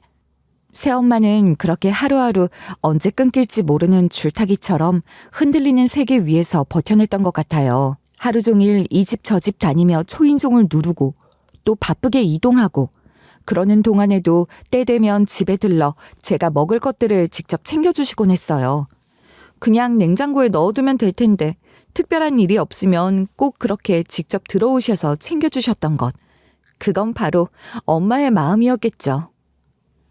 새엄마의 노고에 보답할 길은 열심히 공부하는 길밖에 없다고 생각했기에 진짜 열심히 했어요. 새엄마는 제가 그렇게 책상에 앉아 공부하는 모습을 흐뭇하게 바라보시며 한 번씩 이런 말을 하시곤 했어요. 너희 엄마랑 아버지 모두 머리 좋고 똑똑한 사람들이었으니 너는 무한한 잠재력과 가능성을 갖고 있을 거야. 지금은 공부하느라 힘들겠지만 조금만 힘내. 그래? 그럼 난 좋은 머리를 타고난 거야? 나만 열심히 하면 되는구나. 남들보다 유리한 거지. 너희 엄마가 특히 머리가 좋았단다. 자식은 원래 엄마 머리 닮는다잖아. 잘은 모르겠지만 제가 좋은 머리를 물려받긴 했는지 성적이 꽤 잘 나오긴 했어요. 물론 제가 열심히 하기도 했지만 새엄마한테 그런 얘기를 들어서 그런지 제가 생각해도 제 이해력이나 그런 게 평균 이상은 되는 것 같다고 느꼈던 것 같긴 해요. 제가 공부를 웬만큼 했으니 새엄마는 그런 저를 더 잘 뒷바라지 해주고 싶어 하셨고 그러기 위해 늦은 시간에 과외까지 추가로 늘려 하시며 돈을 더 벌려고 하셨어요. 그렇게 번 돈은 고스란히 제 학원비가 되었죠. 자, 여기 이번 달 학원비. 우리 딸 이번 달에도 힘내자. 엄마, 아무리 생각해도 지금 다니는 학원 너무 비싼 것 같아. 그냥 원래 다니던 학원 다녀도 돼. 학원비 때문에 엄마가 너무 고생하잖아. 고생은 무슨 고생이야. 과외처럼 쉬운 일이 어디 있다고. 힘들지도 않고 돈은 많이 받고 얼마나 좋아. 할 수만 있다면 더 하고 싶은데 무슨 소리야.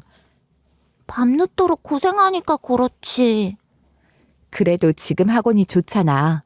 너처럼 성적 좋은 애들만 골라서 소수정예로 그룹도 알아서 만들어주고. 과외 생각하면 싼 건데 뭘 그래. 학원비 걱정 같은 건 네가 할 필요 없어. 엄마가 감당할 수 있으니까 시키는 거지. 아무리 그래도 만만찮은 학원비를 대기 위해서 새엄마는 전보다 더 고생을 하셨던 건 분명해요. 어떻게 보내주시는 학원인지 잘 알기에 전 더 열심히 공부할 수밖에 없었죠. 학원 수업을 들을 때도 하나라도 더 얻어오려고 초집중했던 것 같아요. 진짜 열심히 했어요. 새엄마는 언제나 제 편이셨고 늘 저를 응원하고 지지하는 말씀을 해주시는 분이셨는데 딱 한 번 제가 새엄마에게 야단을 맞은 적이 있었거든요. 제가 고등학교 2학년 때였는데 전 그때 새엄마가 진짜 화난 모습을 처음 봤어요. 솔직히 무섭더라고요. 왜 야단을 맞았냐고요? 궁금하시죠? 근데 지금 생각해도 정말 아무 일도 아닌 일이었단 말이에요. 근데 새엄마는 그렇게 화를 내셨다는 게 의아하기도 하고 억울하기도 하고 그래서 더 무섭기도 하고 그랬던 것 같아요. 그날도 학원이 늦게 끝나는 날이었는데 보통 새엄마 과외 아르바이트 끝나는 시간이랑 비슷하게 끝나서 새엄마가 저를 데리러 오셨거든요. 근데 그날은 새엄마 과외 아르바이트가 늦게 끝나는 바람에 저 혼자 버스를 타고 와야 했어요. 버스 다니는 시간이니 충분히 가능한 일이었어요. 사실 평소에도 그냥 저 혼자 올 수도 있었는데 감사하게도 새엄마가 데리러 와주셨던 거죠 뭐.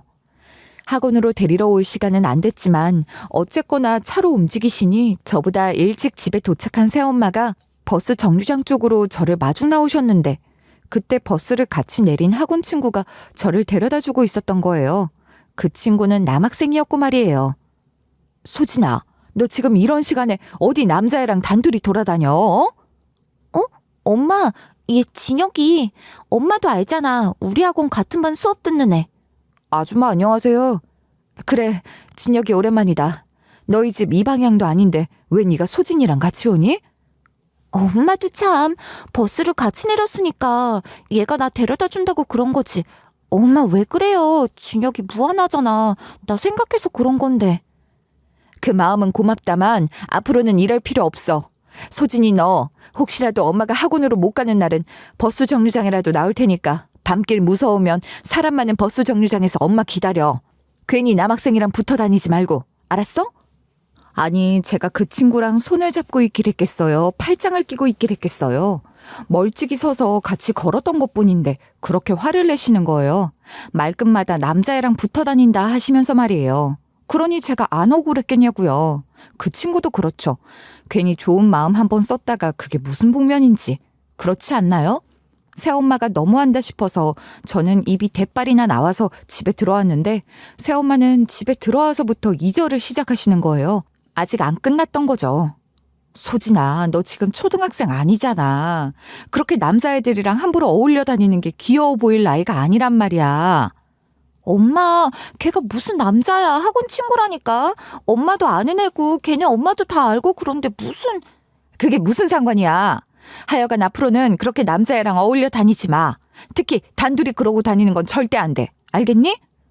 엄마 진짜 이상하게 왜 그래요? 내가 무슨 날라리도 아니고 걔도 얼마나 모범생인데. 그리고 진짜 아무것도 아닌 일을 갖고. 그래서 지금 잘했다는 거야? 사고라는 건 항상 그렇게 방심할 때 일어나는 거야. 모범생이 아니라 모범생 할아버지라도 안 돼. 알았어? 대답해. 알았어요. 잘못했어. 앞으로 다시는 안 그럴게요. 정말 새엄마답지 않았어요. 평소 늘 열린 마음으로 제 입장에서 생각하고 이해해주는 새엄마가 남자애랑 어울렸다는 그 문제에 있어서만큼은 엄청나게 예민하게 굴면서 꼰대스러운 이야기를 계속하는 거예요. 정말이지 그날부터 며칠 동안이나 무지막지한 잔소리를 들어야 할지 뭐예요? 원래 그런 분이 아니라서 놀라기도 했고 별것도 아닌 걸로 그러니 억울하기도 했지만 워낙 심하게 화를 내셨기 때문에 무서워서 그냥 잘못했다고 다시는 안 그러겠다고 하고 말았어요. 이후로도 새엄마는 제가 남학생들이랑 어울리는 것에 대해 유난히 예민하게 반응하곤 하셨는데 아버지 없이 새엄마 밑에 자라니까 그런 일들로 혹시라도 남들 눈에 안 좋게 보이고 구설수에 오르지 말라고 그러시는 거라고 이해하려고 했죠. 새엄마의 가르침대로 남학생들과 일체 어울리지 않고 공부만 열심히 했고 계획한 대로 성적이 잘 나와준 덕분에 저는 의대 진학에 성공할 수 있었습니다. 사실 그렇게 비싼 학원에 다닌 것도 다 의대 진학을 위해서 그랬던 거거든요. 의대 진학을 위한 특별반을 운영하고 있는 학원이었으니까요. 새엄마의 노고와 비싼 학원, 그리고 저의 수면 시간을 포기한 집념이 어우러진 성과였습니다. 의대 진학, 새엄마도 무척이나 기뻐하셨고 저 스스로도 감격스러웠어요. 제 인생의 새로운 장을 연다는 생각으로 대학 생활을 시작했던 것 같아요. 그런데 그 감격스러운 영광의 순간이 1년도 채 되지 않아 위기를 맞고 말았어요. 의대에 진학하던 그 해, 그러니까 제가 겨우 예과 1학년일 때 새엄마가 학습지 교사 일을 그만두게 된 거예요. 말하자면 경쟁에서 밀린 거죠. 새엄마도 이제 나이가 있으시니까 젊은 사람들이 치고 올라오니 밀려나게 된 것 같았어요. 그 일이 수업을 듣는 아이들도 들락날락하지만 방문교사 일을 지원하는 사람들도 들락날락하는 일이거든요. 매달 수입이 들쑥날쑥하긴 했지만 그래도 어느 정도는 고정적인 수입원이 되어줬던 일인데 그 일이 사라지니 당장 큰 구멍이 생기게 된 거예요. 새엄마가 백방으로 뛰어다니며 과외 자리를 구하려고 해도 일자리가 어디 그렇게 기다려주고 있는 것도 아니잖아요. 당장 다음 학기 등록금을 걱정해야 하는 상황이 된 거예요. 엄마 너무 걱정하지 마. 사실 나 성적 우수 장학금으로 전액 장학금 받을 자신은 없어. 아니 그건 안 될 거야. 그렇지만 다른 장학금들이 많이 있으니까 한번 알아볼게. 내일 학과 사무실 가서 좀 여쭤보려고. 미안해. 이렇게 갑자기 잘릴 줄은 몰랐지. 엄마가 이렇게 변변치가 못하네. 우리 딸이 그렇게 고생해서 들어간 의대 공부 이제 시작인데 말이야. 엄마도 참 그게 무슨 소리예요. 지금까지 엄마가 나 뒷바라지 해준 게 얼만데 엄마 아니었으면 난 의대 들어오지도 못했어. 엄마가 여기저기 말을 많이 넣어놨으니까 어디서라도 연락이 올 거야. 그러니까 걱정 말고 넌 공부 열심히 해. 어떻게든 네 등록금은 만들어줄 수 있도록 할 거야.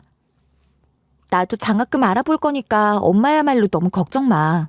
저녁도 반도 안 먹던데 걱정돼서 그런 거잖아.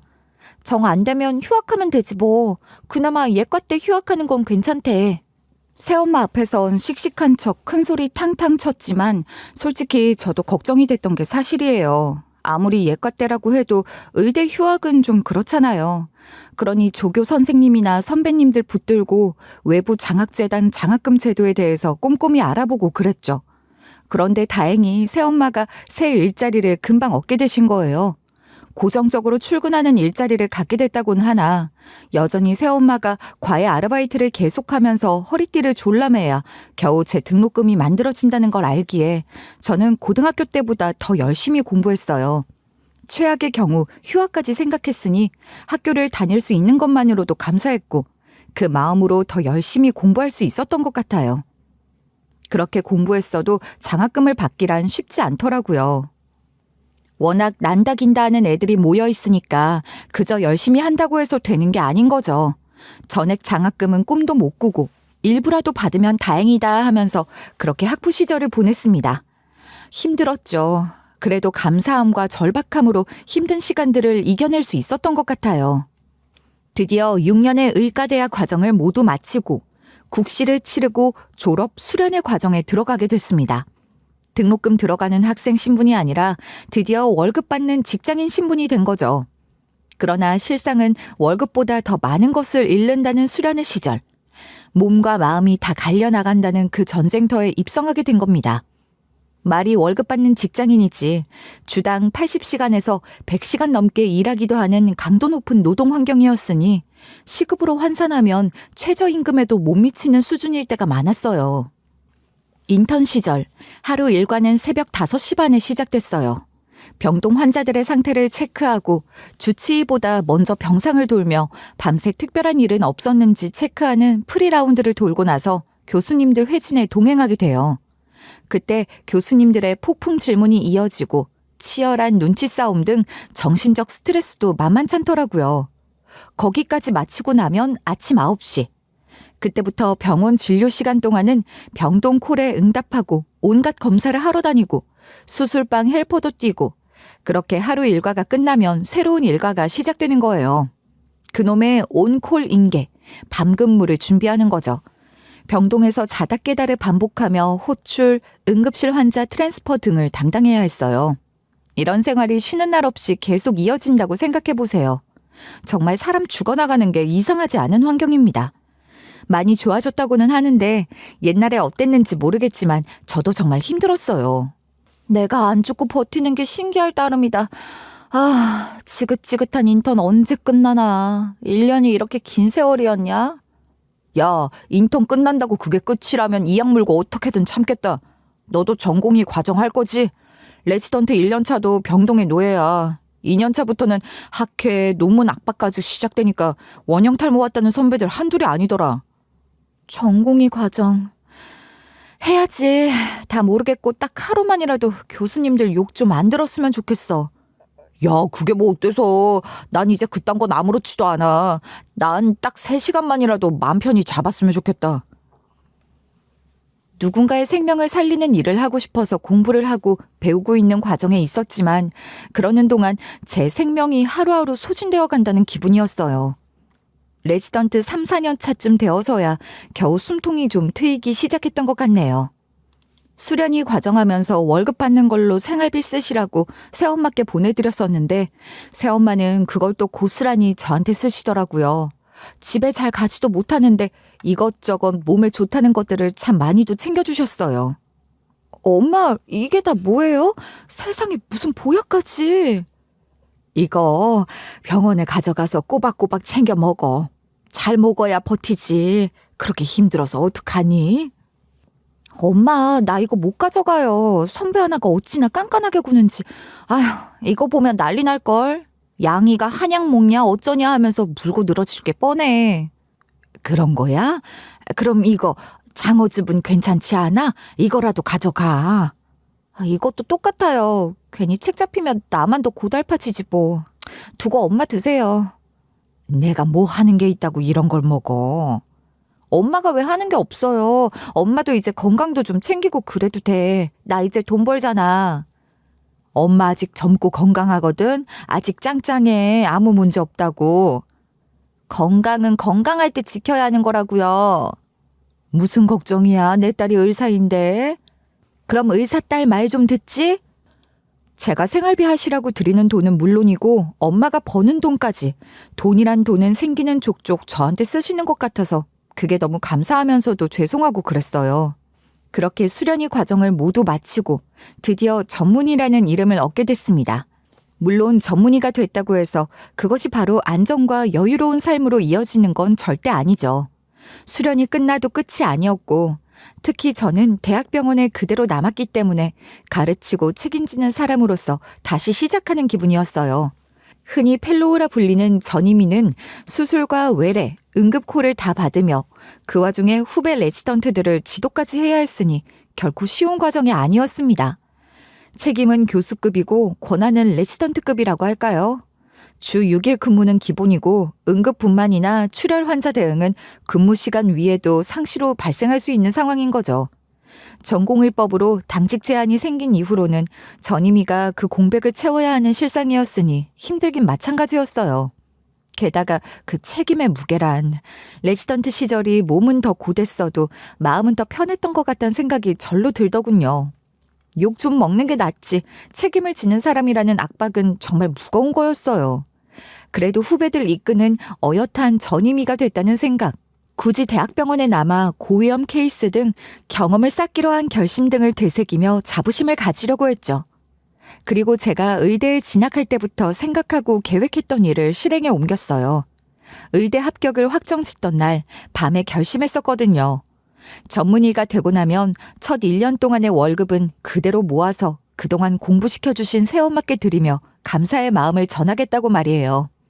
그 계획을 실천하기 위해 진짜 1년 꼬박 월급을 고스란히 모았어요.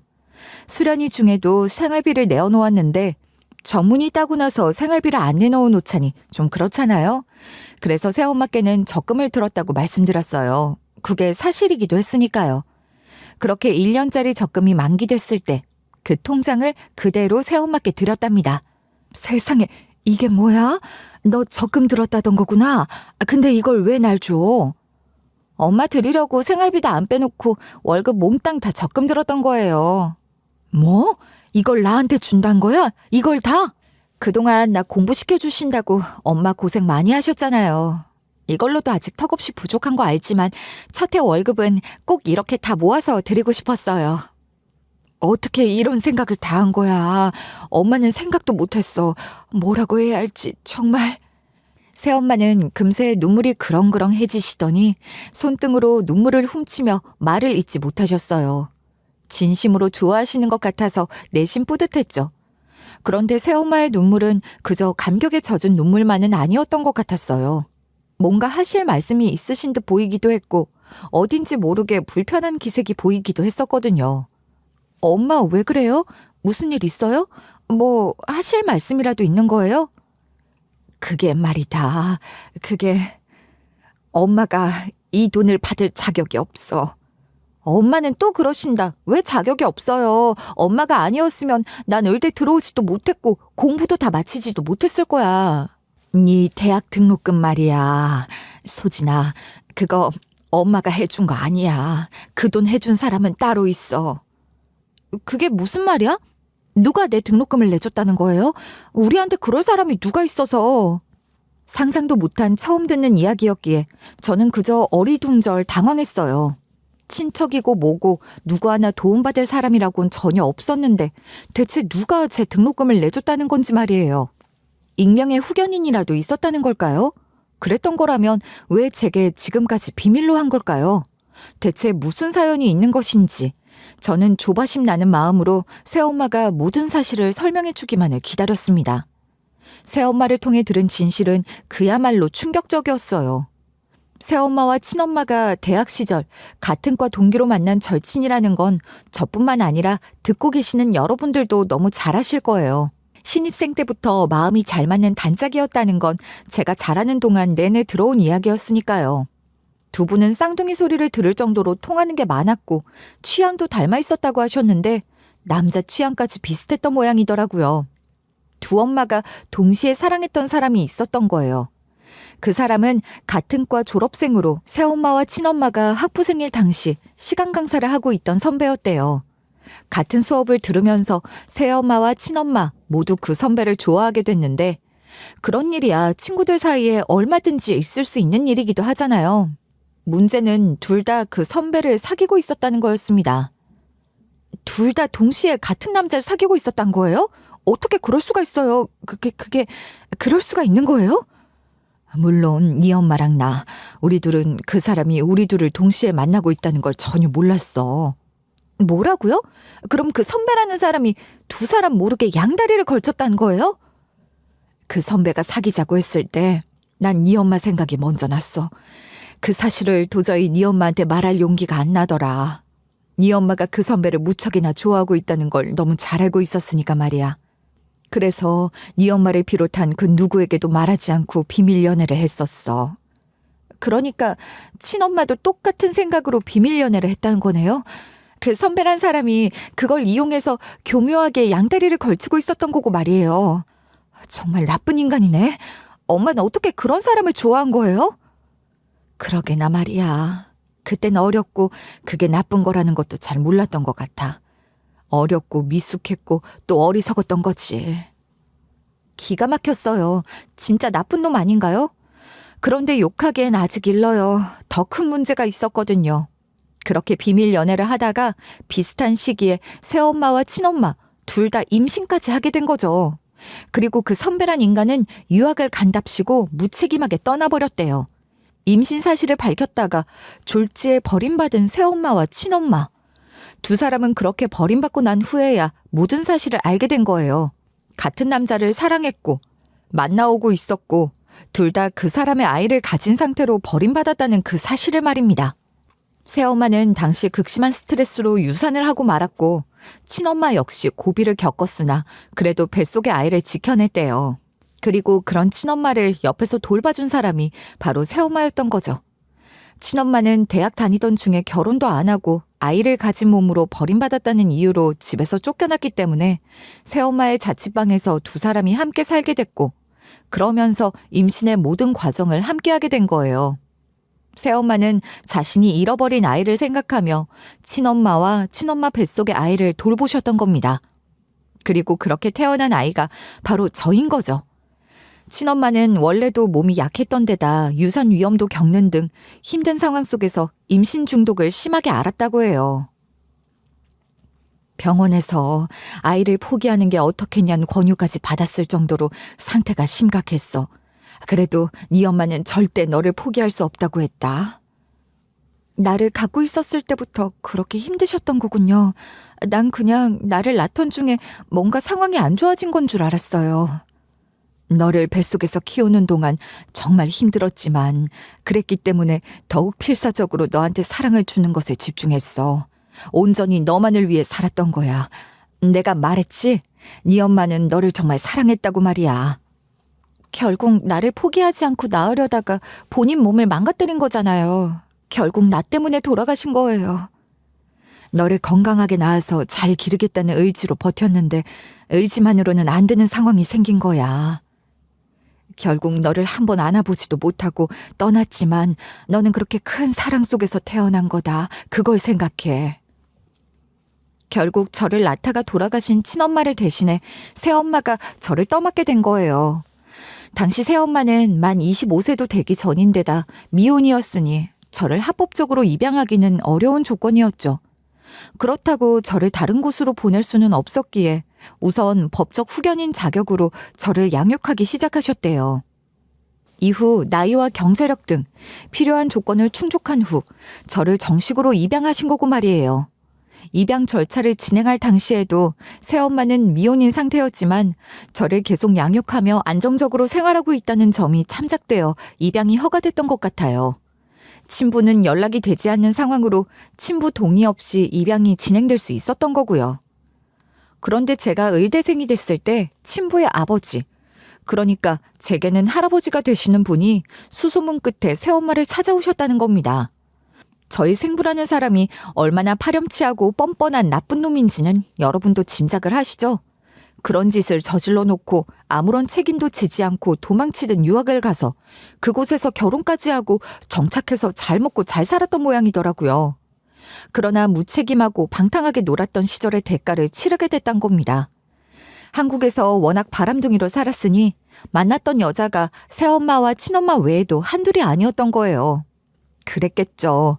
친자 소송을 3건이나 당하고 그거 수습하느라 경제적으로도 타격이 컸다는데 그 와중에 이혼까지 당해 위자료며 뭐며 다 물어주느라 알거지가 되다시피 해서 폐인처럼 살다가 쓸쓸하고 초라하게 사망했다고 해요. 이후 그 부친, 그러니까 제 할아버지 되시는 분이 아들, 그러니까 제 생부의 사망을 처리하는 과정에서 아들이 저지른 죄값을 제대로 치러야 아들이 하늘에서라도 편하게 지내지 않을까라는 생각을 하게 됐고 그때부터 아들이 잘못을 저질렀을지도 모를 사람들을 수소문해서 찾아다니기 시작한 거죠. 아무리 비밀 연애를 했다고 하더라도 보는 눈들은 어디에나 있는 법 아니겠어요? 그러니 아름아름으로 소문이 어느 정도는 났을 거예요. 그때 네 엄마는 너를 갖고 있었기 때문에 바로 휴학을 했지만 나는 그러고도 학교를 좀 더 다녔었어. 그러다 네 엄마가 그렇게 되고 너를 내가 키우게 되면서 자퇴를 했었지. 그러니 그것을 두고도 어느 정도 소문이 돌았던 것 같아. 아무리 비밀 연애라고 해도 소문이 전혀 안 날 수는 없는 거죠. 다들 쉬쉬하면서 모르는 척 해주는 게 비밀 연애라는 건데. 그러니 그 선배 부친이 학교 사람들을 통해 나와 네 엄마 얘기를 듣고 물어물어 나를 찾아오셨더라.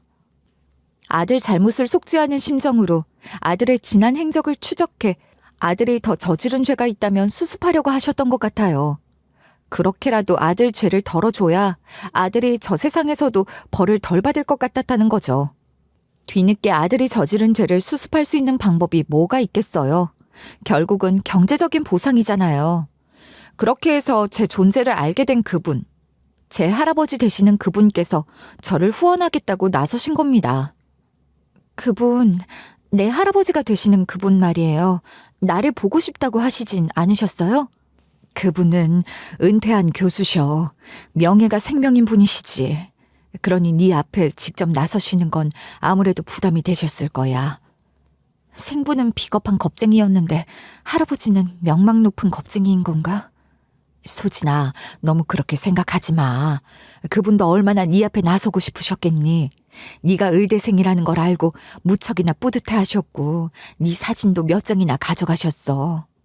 이제 와서 새삼 알지도 못하는 생분이 할아버지니 그런 관계에 마음이 동요하진 않아요. 그게 나랑 무슨 상관이라고.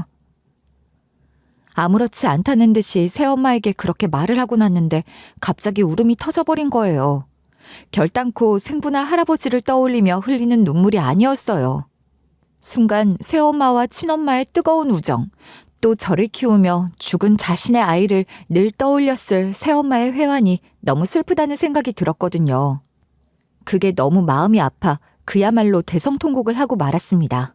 모든 사실을 제대로 알고 나니 끝내 저를 포기하지 않고 키워주신 친엄마의 사랑도, 그 모든 것들과 함께 저를 품어주신 새엄마의 사랑도 더욱 깊게 다가왔어요. 그렇게 새엄마와 저는 더욱더 끈끈한 모녀지간이 된 것 같아요. 핏줄보다 더한 것으로 엮인 것 같다는 느낌이 들어요.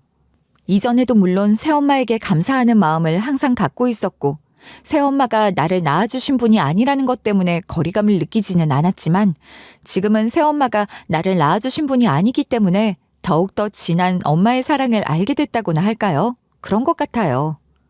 저를 후원해주신 저의 생물학적 할아버지와는 어떻게 됐는지도 궁금하시죠? 뭐가 어떻게 됐든 제 학비를 대주신 분이잖아요. 그것만으로도 사실 감사한 거죠. 핏줄이고 뭐고 그런 걸 다 떠나서 후견인이라고만 생각하더라도 감사하는 마음을 전해야겠다는 생각이 들더라고요. 그렇다고 저를 찾지 않으신 분 앞에 갑자기 나타날 수도 없는 노릇이고 은퇴 후 책 읽고 글 쓰며 소일하시는 공간으로 작은 연구실을 하나 갖고 계시다고 해서 그곳으로 편지를 한 통 보냈어요. 감사하다는 인사와 함께 후원해주신 돈을 갚고 싶다는 얘기도 써서 말이에요. 그랬더니 저를 직접 찾아오셨더라고요. 이런 말 참 하기 싫긴 한데요. 이런 게 핏줄이라는 것인가 그런 생각이 들긴 했어요. 느낌이 좀 다르기는 했거든요. 좀 닮은 것 같기도 하고 하여간 여러모로 묘한 심정이 들었습니다. 그러다 그뿐이었어요. 그 이상은 아니었죠. 그분은 한동안 저를 아련하게 바라보시더니 그러셨어요. 너를 떳떳하게 세상에 내어놓지 못하지만 너는 내 손녀야. 그렇게 생각하고 멀리서나마 응원하며 지켜봤단다. 참 자랑스러워. 이렇게 잘 자라줘서 고맙구나. 네, 엄마가 저를 참 잘 키워주셨어요. 아빠의 빈자리를 느낀 적도 없고 아버지에게 어떤 책임을 물게 할 생각도 없으니 보태주신 학비는 제가 갚고 싶습니다. 그 돈은 내가 네 할애비로서 할 수 있는 최소한의 도리야. 죽은 애비 죗값이라고 생각하는 게 정 싫다면 늙은 할애비의 마음이라 생각하고 받아줄 순 없겠니?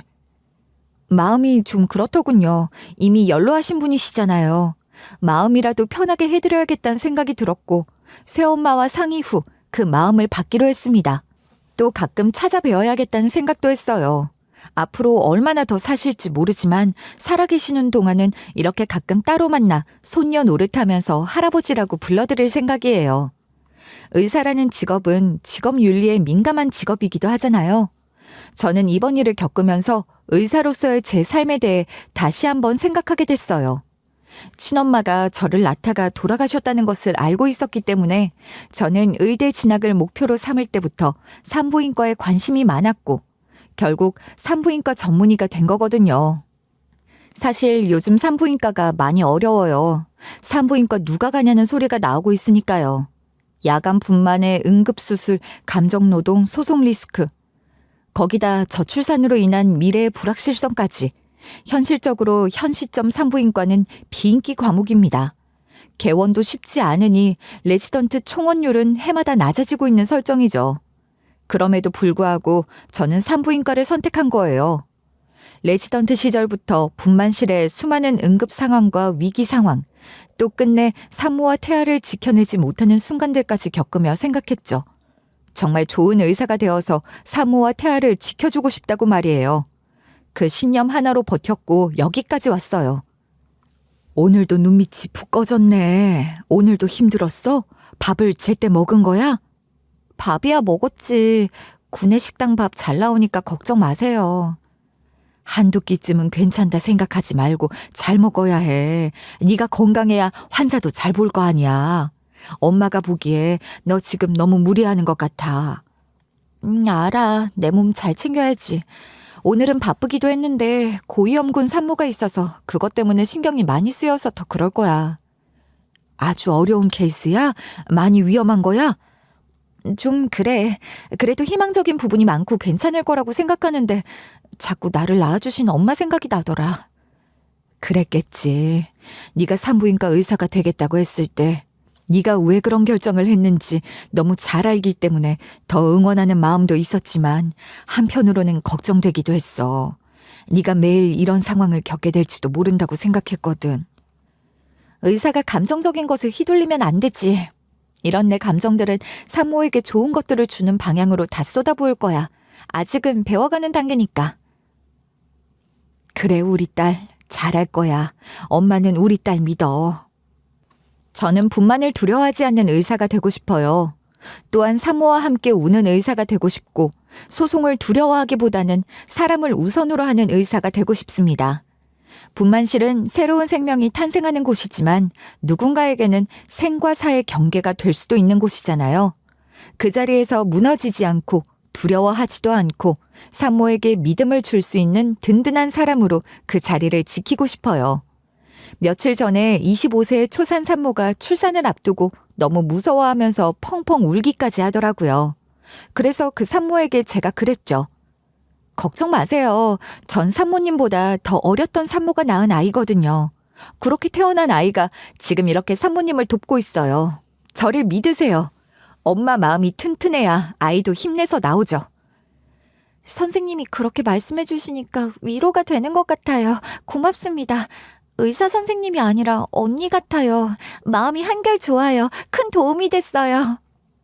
그랬더니 산모는 한결 편안해진 마음이 되는 것 같더라고요. 분만실에서 아이를 받을 때만큼이나 큰 보람을 느꼈어요. 저는 앞으로도 이러한 초심을 잃지 않고 더 좋은 의사가 되기 위해 배우고 또 배울 거예요. 여러분, 저 정말 좋은 의사가 될 수 있겠죠? 요즘도 여전히 바쁜 가운데 잠자는 시간을 조금씩 할애해서 몇 날 며칠에 걸쳐 이 글을 썼어요. 이제 이 긴 이야기를 마무리하려는 시점이 되니 제 마음이 뜨거워지는 게 느껴집니다. 제 이야기를 들어주시고 계신 여러분들 덕분에 이 이야기를 잘 마무리할 수 있었고 또 이런 제 다짐 또한 다시 한번 되새길 수 있게 된 것 같아요. 정말 감사합니다. 응원해 주시는 그 마음 하나하나 감사하고 소중하게 간직하며 좋은 의사, 좋은 사람이 될게요. 감사합니다.